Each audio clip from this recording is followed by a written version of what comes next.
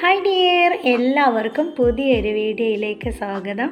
അപ്പോൾ ഇന്ന് ഞാൻ വന്നിട്ടുള്ളത് നല്ല ടേസ്റ്റി ആയിട്ടുള്ള ഒരു റൈസിൻ്റെ റെസിപ്പി ആയിട്ടാണ്. നമ്മളിന്ന് ലെമൺ റൈസാണ് റെഡിയാക്കി എടുക്കുന്നത്.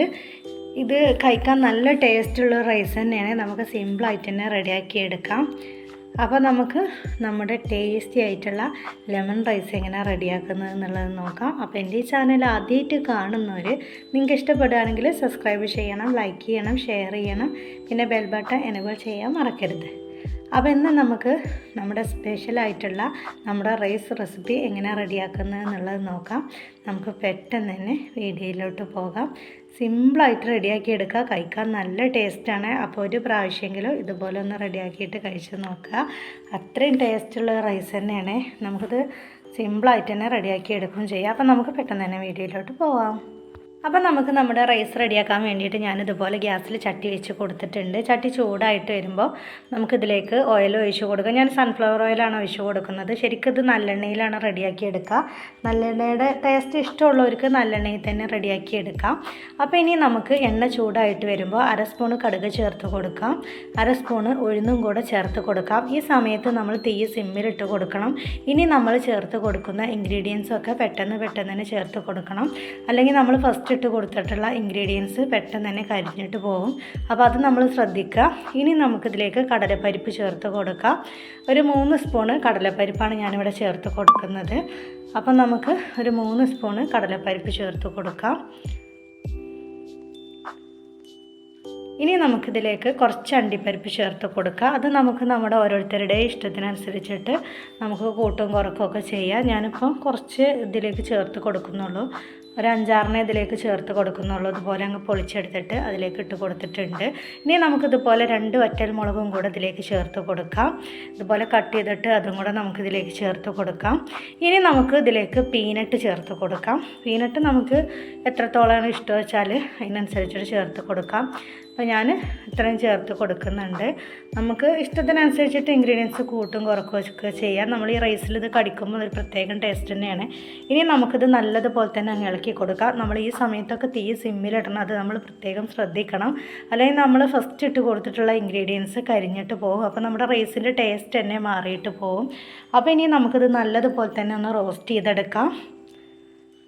ഇതുപോലെ ഇങ്ങനെ ഇളക്കി കൊടുത്താൽ മതി. ഇത് പെട്ടെന്ന് തന്നെ റോസ്റ്റായിട്ട് വരും. ഇനി നമുക്ക് കുറച്ച് കറിവേപ്പിലയും കൂടെ ചേർത്ത് കൊടുക്കാം. വീണ്ടും നമുക്ക് നല്ലതുപോലെ തന്നെ അങ്ങ് ഇളക്കി കൊടുക്കാം. ഇപ്പം നമ്മളിവിടെ നല്ലതുപോലെ തന്നെ ഇളക്കി കൊടുത്തിട്ടുണ്ട്. ഇനി നമുക്കിതിലേക്ക് കുറച്ച് പൊടികൾ ചേർത്ത് കൊടുക്കാം. അപ്പം നമ്മൾ തീ സിമ്മിലിട്ട് കൊടുക്കണം. ഇനി നമ്മൾ ചെറുതായിട്ട് അരിഞ്ഞെടുത്തിട്ടുള്ള ചെറിയൊരു പീസ് ഇഞ്ചിയുടെ കഷ്ണമാണ് ചേർത്ത് കൊടുക്കുന്നത്. ചെറിയൊരു കഷ്ണം മതി. ഞാൻ ഇപ്പോൾ കുറച്ച് റൈസ് റെഡിയാക്കുന്നുള്ളൂ, അതുകൊണ്ടാണ് ഞാനെല്ലാം കുറച്ച് ഇൻഗ്രീഡിയൻസ് എടുത്തിട്ടുള്ളത്. നിങ്ങൾ കൂടുതൽ റൈസ് റെഡിയാക്കുമ്പോൾ ഇൻഗ്രീഡിയൻസും കൂടുതൽ എടുത്താൽ മതി. അപ്പോൾ ഞാനിപ്പോൾ ചേർത്ത് കൊടുത്തത് ചെറിയൊരു കഷ്ണം ഇഞ്ചി ചെറുതായിട്ട് കട്ട് ചെയ്തെടുത്തതാണ്. ഇനി നമുക്കിതുപോലെ 2 പച്ചമുളകും കൂടെ ചേർത്ത് കൊടുക്കാം. അത് നല്ല എരിവുള്ള മുളകായതുകൊണ്ട് ഞാനിതുപോലെ ഓട്ടാക്കിയിട്ടാണ് ഇതിലേക്ക് ചേർത്ത് കൊടുക്കുന്നത്. ഇതുപോലെ പൊളിച്ചിട്ടല്ല ചേർത്ത് കൊടുക്കുന്നത്.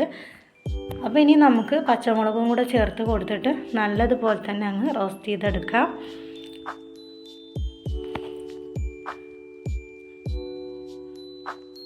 അപ്പോൾ ഇത് ഏകദേശം റോസ്റ്റായിട്ട് വരാൻ വേണ്ടിയിട്ട് തുടങ്ങുന്നുണ്ട്. അപ്പോൾ നമ്മൾ തീ സിമ്മിലിട്ട് കൊടുക്കണം, അത് നമ്മൾ പ്രത്യേകം ശ്രദ്ധിക്കണം. അപ്പോൾ ഇനി നമുക്കിതിലേക്ക് മസാലപ്പൊടി ചേർത്ത് കൊടുക്കാം. അപ്പോൾ ഇതിപ്പോൾ ഏകദേശം റോസ്റ്റായി വന്നിട്ടുണ്ട്. ഒരു 1/4 സ്പൂണ് മഞ്ഞൾപ്പൊടിയാണ് ചേർത്ത് കൊടുക്കുന്നത്. നമുക്ക് കളർ കൂടുതൽ വേണമെങ്കിൽ കുറച്ചും കൂടെ മഞ്ഞൾപ്പൊടി ചേർത്ത് കൊടുക്കാം. ഇനി നമുക്ക് ഒരു 1/4 സ്പൂണ് കായപ്പൊടിയും കൂടെ ചേർത്ത് കൊടുക്കാം. അപ്പം നിങ്ങൾ റൈസ് കൂടുതൽ എടുക്കുമ്പോൾ ഇൻഗ്രീഡിയൻസ് കൂടുതൽ എടുക്കാൻ പ്രത്യേകം ശ്രദ്ധിക്കണം. അപ്പോൾ ഞാനിപ്പോൾ ഒരു 1/4 സ്പൂണ് മഞ്ഞൾപ്പൊടിയും 1/4 സ്പൂണ് കായപ്പൊടിയും കൂടെ ചേർത്ത് കൊടുത്തിട്ടുണ്ട്. ഈ സമയത്ത് നമ്മൾ തീ ഓഫ് ചെയ്തിട്ടുണ്ട്. നമ്മൾ ആ ഓഫ് ചെയ്തിട്ടുള്ള ആ തീയിൽ തന്നെ ഇതിൻ്റെ പച്ചമണമൊക്കെ നല്ലതുപോലെ തന്നെ മാറിയിട്ട് കിട്ടും. അപ്പം നമ്മളിപ്പോൾ ഗ്യാസ് ഓഫ് ചെയ്തിട്ടുണ്ട്, അത് പ്രത്യേകം ശ്രദ്ധിക്കണം. ഇനി നമുക്കിതിലേക്ക് ഒരു 1.5 സ്പൂണ് നാരങ്ങയുടെ നീരാണ്, കുരുവൊക്കെ ഒഴിവാക്കിയിട്ട് നാരങ്ങയുടെ നീരാണ് ഒഴിച്ച് കൊടുക്കുന്നത്. നമ്മൾ ഈ നാരങ്ങയുടെ നീര് ഇതിലേക്ക് ഒഴിച്ച് കൊടുക്കുന്ന സമയത്ത് നല്ലതുപോലെ ചൂടുണ്ടെങ്കിൽ നമ്മുടെ റൈസ് ഇതിലേക്ക് ചേർത്ത് കൊടുക്കുമ്പോൾ ഒരു കയ്പ്പ് രസം വരും. ആ കയ്പ്പ് രസം ഇല്ലാണ്ടിരിക്കാൻ വേണ്ടിയിട്ടാണ് നമ്മൾ ഗ്യാസ് നേരത്തെ ഓഫ് ചെയ്തത്. എന്നാലും നമ്മളിത് ചേർക്കുമ്പോൾ ഒരു ചെറുന്നനുള്ള ചൂടുണ്ടാവും, നമുക്ക് ആ ചൂട് മാത്രം മതി. അപ്പോൾ ഗ്യാസ് ഓഫ് ചെയ്തതിന് ശേഷം നമ്മൾ മസാലപ്പൊടിയും ഇതുപോലെ നാരങ്ങയുടെ നീരും ചേർത്ത് കൊടുക്കുക. ഇപ്പം ഞാൻ വേവിച്ചെടുത്തിട്ടുള്ള റൈസാണ് ഇതിലേക്ക് ചേർത്ത് കൊടുക്കുന്നത്. നമ്മുടെ ബസുമതി റൈസാണ് ചേർത്ത് കൊടുക്കുന്നത്.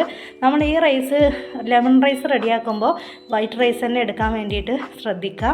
ഇത് 20 മിനിറ്റ് വെള്ളത്തിലിട്ട് കുതിർത്തിയെടുത്തിട്ട് നമ്മൾ സാധാ ഫ്രൈഡ് റൈസിനൊക്കെ വേവിച്ചെടുക്കുന്നത് പോലെ വേവിച്ചെടുത്തിട്ടുള്ള റൈസാണ്. അപ്പോൾ ഞാൻ ഫസ്റ്റ് വേവിച്ചെടുത്ത് വെച്ചിട്ടുള്ള റൈസാണ് ഇപ്പോൾ ഇതിലേക്ക് ചേർത്ത് കൊടുത്തിട്ടുള്ളത്. അപ്പോൾ അത് നമ്മൾ ഉപ്പിട്ടിട്ട് വേവിച്ചെടുത്താൽ മാത്രം മതി, വേറെ ഒന്നും ചേർക്കേണ്ട ആവശ്യമില്ല. ഇനി നമുക്ക് ഗ്യാസ് ഓൺ ചെയ്തിട്ട് നമ്മുടെ ഈ റൈസ് നമ്മുടെ ഇതിൽ നല്ലതുപോലെ തന്നെ അങ്ങ് മിക്സ് ചെയ്തെടുക്കാം. ഒരു 3-4 മിനിറ്റ് നല്ലതുപോലെ മിക്സാക്കി എടുക്കുന്നത് വരെ നമുക്ക് നമ്മുടെ ഗ്യാസ് ഓൺ ചെയ്ത് വെക്കാം. ഒരു മീഡിയത്തിലിട്ട് കൊടുത്താൽ മതി. നമ്മുടെ റൈസൊക്കെ നമ്മൾ ചൂടുള്ള റൈസ് ഇട്ട് കൊടുത്തിട്ട് ഇതുപോലെ ഇളക്കിയെടുക്കുമ്പോൾ നമ്മുടെ ആ റൈസ് പൊട്ടിപ്പോകും. അപ്പം നമ്മൾ കുറച്ച് നേരത്തെ റൈസ് വേവിച്ചെടുത്തിട്ട് ചൂടാറിയതിന് ശേഷം റൈസ് ഇതിലേക്ക് ചേർത്ത് കൊടുക്കുകയാണെങ്കിൽ നമ്മളിതുപോലെ മിക്സാക്കിയിട്ട് എടുക്കുമ്പോൾ നമ്മുടെ റൈസ് പൊടിഞ്ഞിട്ട് പോകില്ല. അപ്പോൾ ഇത്രയേ ഉള്ളൂ, നമ്മുടെ ടേസ്റ്റി ആയിട്ടുള്ള ലെമൺ റൈസ് ഇവിടെ റെഡി ആയിട്ടുണ്ട്. കഴിക്കാൻ നല്ല ടേസ്റ്റാണ്. അപ്പോൾ നിങ്ങളെല്ലാവരും ഇതുപോലെ ഒന്ന് ട്രൈ ചെയ്ത് നോക്കണം. അപ്പോൾ നമുക്കൊരു ഗ്രേവിയോട് കൂടെയുള്ള ഏതെങ്കിലും ഒരു കറിയുടെ കൂടെയൊക്കെ നമുക്ക് ഈ റൈസ് കഴിക്കാൻ നല്ല ടേസ്റ്റാണ്. പിന്നെ ഇത് ഉണ്ടാക്കിയ ഉടനെ തന്നെ കഴിക്കരുത്. ഒരു 10-15 മിനിറ്റ് കഴിഞ്ഞ് ഇതൊന്ന് ചൂടാറിയതിന് ശേഷം കഴിക്കുമ്പോഴാണ് കൂടുതൽ ടേസ്റ്റ്. നമ്മൾ ഉണ്ടാക്കിയ ഉടനെ തന്നെ കഴിക്കുമ്പോൾ നമുക്ക് നാരങ്ങയുടെ നല്ല പുളിപ്പൊക്കെ തോന്നും. അപ്പോൾ ഇത് തണുക്കും തോറും ആ പുളിയൊക്കെ നല്ലതുപോലെ തന്നെ പാകമായിട്ട് വന്നിട്ടുണ്ടാവും. അപ്പം നമ്മളിത് കുറച്ചൊരു 10-15 മിനിറ്റ് കഴിഞ്ഞതിന് ശേഷം നല്ല ഗ്രേവിയോട് കൂടിയിട്ടുള്ള കറിയൊക്കെ ചേർത്ത് കഴിക്കാൻ നല്ല ടേസ്റ്റുള്ളൊരു റെസിപ്പി തന്നെയാണ്. അപ്പോൾ നിങ്ങളെല്ലാവരും ഇതുപോലെ ഒന്ന് ട്രൈ ചെയ്ത് നോക്കുക. അപ്പോൾ വീഡിയോ ഇഷ്ടപ്പെട്ടാൽ ലൈക്ക് ചെയ്യാൻ മറക്കരുത്. അപ്പോൾ ഇൻഷാ അല്ലാഹ് വേറൊരു വീഡിയോസായിട്ട് വീണ്ടും വരാം. Thank you for watching.